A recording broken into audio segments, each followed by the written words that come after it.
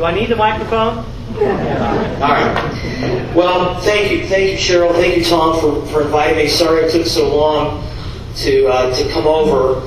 Even though I get home every weekend, during the week I feel like I've been captive of Washington, D.C. Believe it or not, over the last year we've had actually more time spent in Washington under the new situation in Washington than my entire career there since 2001. And that isn't a good thing, by the way.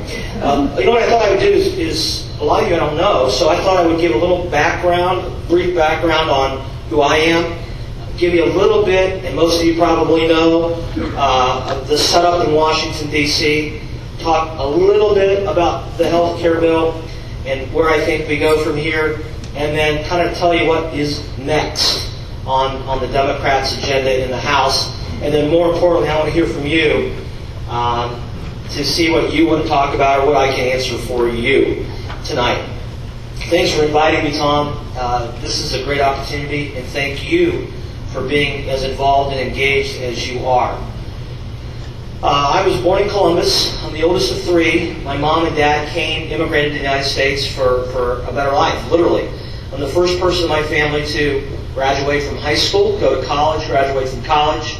I went to Northland High School. I've lived in this central Ohio area my entire life, in the district my entire life. Didn't know anybody in politics until I was in college. I went to Ohio State to study journalism because I wanted to cover sports. I'm a sports fanatic, never followed politics at all, even though I was active in my community, not active politically. And in college, I went to Ohio State to be in the marching band. That's why I went to Ohio State, and I had a great 4 years in the marching band. I took a political science class, and that led to a couple others, and that's kind of got me interested. And how fate would have it, I accidentally got assigned through an internship program to my congressman, who at the time was John Kasich, and he and I hit it off. He hired me to work in his district office, later worked for him full time. Never imagined that I would run for office, but saw the unbelievable help, opportunity, the work that you could do in public service and make a difference, literally. And in 1992, brand new district was drawn in the northern part of the county, and decided, what the heck, even with a funny name like mine, maybe I could win. And I knocked on doors for 98 straight days, and I won. Was in the legislature for 8 years, was terminated out, had no interest in running for any other office, started a real estate business, and then a shock occurred when John Kasich announced his retirement, and decided if there's an opportunity to ever do something like this would be it, in an open seat. First time in my lifetime in the 12th district that it was open, the district that I currently represent, and not an incumbent. So I won in a primary, and then I won in a general election. Now at the time, the National Democrats targeted the seat because Bill Clinton had won the seat in 1996. They thought they could win it. Al Gore got 49%. George Bush got just over 50%. Pretty competitive race. And I won that year in 2000 and have won re-election ever since. This year, 2010, I'm running again. The Democrats, believe it or not, you're looking at the person in the U.S. House of Representatives on the Republican side that has had more ads, more money spent against him or her than anybody else, from MoveOn.org to Accountability America to Americans United for Change to the SEIU, just to name a few. About $500,000 through TV, radio, and many of you, if you live in the 12th district, have probably gotten calls. Most of those have been calls and ads on healthcare. Others have been on cap and trade, which we can talk about if you want to. And now the latest barrage that's begun is on financial regulatory reform or Wall Street reform, which is the next bill that they're going to pass and try to move to the president's desk. Barack Obama, when he was sworn in a year ago, was faced with a pretty supportive lineup in Congress, more supportive than any other president since Jimmy Carter in 1977. Kind of ironic, by the way, for a lot of different reasons. And what I mean by that is, in the House, they have almost an 80-member majority, 80 more Democrats than Republicans.